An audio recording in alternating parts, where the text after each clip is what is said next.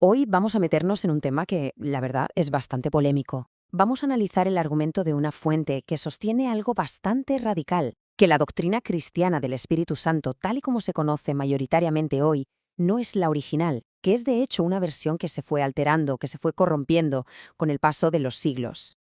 Vale, para desgranar bien este argumento vamos a seguir una ruta muy clara. Primero pondremos sobre la mesa las dos doctrinas que, según la fuente, están en conflicto. Después haremos un viaje en el tiempo para ver cómo se produjo supuestamente esa transformación.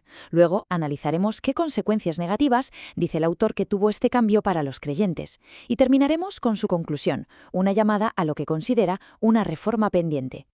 Vamos al meollo del asunto. Todo este planteamiento se basa en una idea que es, a la vez, simple y, bueno, bastante rompedora, que no hay una, sino dos formas de entender al Espíritu Santo que chocan entre sí. Una sería la original y la otra la que el texto llama corrompida. Y aquí es donde la cosa se pone interesante, ¿no? Fijaos en cómo se plantea el choque. Por un lado, una visión del Espíritu como una fuerza, una extensión del poder de Dios para llevar a cabo su voluntad. Y por el otro, la idea del Espíritu como una persona divina en sí misma, igual al Padre y al Hijo. Dos conceptos que la verdad parecen irreconciliables. Pero la fuente va más allá y descompone esta diferencia en tres puntos clave. Y ojo, que no estamos hablando de un pequeño matiz, ¿eh? El argumento es que el cambio fue total. Se cambió la naturaleza misma, pasando de ser una porción de la esencia a ser un tercio de la deidad. Se cambió su rol, de ser una agencia subordinada a un ser independiente. E incluso se cambió su forma. Vale, la pregunta es obvia. Si hubo un cambio tan drástico, ¿cómo ocurrió? Pues bien, ahora vamos a hacer un viaje en el tiempo para ver el recorrido histórico que, según el autor, llevó a esta corrupción. Y esta línea de tiempo es la columna vertebral del argumento histórico que presenta la fuente. Lo que nos muestra es un cambio gradual, no algo que pasara de la noche a la mañana.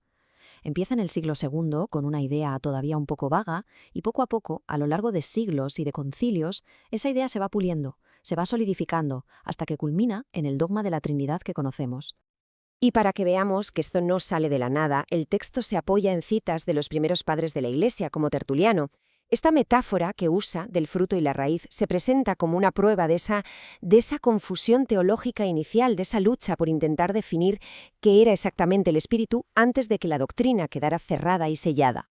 Y con esto llegamos al que la fuente considera el punto de no retorno, el credo de Atanasio.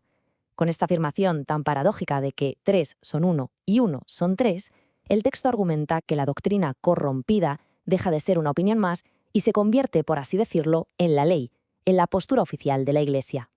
Pero bueno, todo esto es historia, teología. ¿Por qué debería importarnos hoy?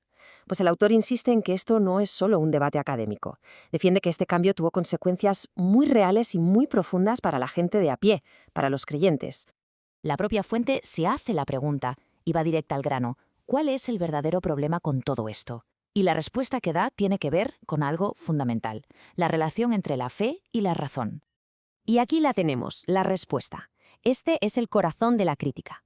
Según el autor, esta doctrina trinitaria, al ser algo que la lógica humana no puede comprender, lo que hace en esencia es obligar a la gente a apagar su razón para poder creer. El resultado, nos dice, es una fe que se vuelve ciega, que roza la superstición. Para que se entienda bien el impacto personal que esto tiene, el texto usa unas palabras que son durísimas, la verdad. Habla de un lisiado religioso, de una persona que se siente incompleta, como un enano, porque su entendimiento está paralizado. Es la imagen de alguien que, según el autor, no puede unir lo que cree con lo que piensa. Todo este recorrido histórico nos lleva a un momento clave, una ruptura tremenda en la Iglesia, y según el texto, a una herida que todavía no ha cicatrizado del todo, una necesidad de reforma que sigue ahí. Y es que el autor habla del gran cisma del 1054, un evento histórico gigantesco, casi con desdén. Lo pinta como una pelea por una nimiedad, por un mezquino desacuerdo metafísico sobre si el espíritu venía solo del Padre o del Padre y también del Hijo. Vamos, que lo presenta como una discusión casi absurda sobre un detalle sin importancia. El autor podrá verlo como algo trivial, pero vamos, las consecuencias fueron de todo menos triviales. Estas cifras, sacadas de la fuente, nos dan una idea de la magnitud de la división. La cristiandad, básicamente, partida en dos grandes bloques, el de Oriente y el de Occidente, enfrentados por este punto de la doctrina. Claro, aquí uno podría pensar, bueno, ¿y la Reforma Protestante no arregló esto? Pues, según este argumento, no. De hecho, sostiene que la Reforma se quedó a medias, que Lutero y Calvino atacaron muchas cosas, sí, pero que este dogma de la Trinidad lo mantuvieron intacto. Y no solo eso, sino que persiguieron a quienes se atrevieron a cuestionarlo. Así que la idea clave aquí, el punto fundamental, es que los reformadores, desde esta perspectiva, tenían una especie de visión de túnel. Vieron algunas cosas muy bien, con mucha claridad, pero otras, pues las veían borrosas, como a través de un cristal sucio, o directamente ni se fijaron en ellas. Dejaron sin tocar lo que el autor considera el problema de raíz. Y todo esto, todo este recorrido, nos deja con una pregunta final en el aire. Una pregunta que es cuanto menos provocadora y que resume toda la tesis del autor.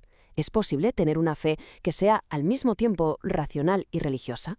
Su argumento sugiere que para lograrlo habría que volver a lo que él llama la pura doctrina original,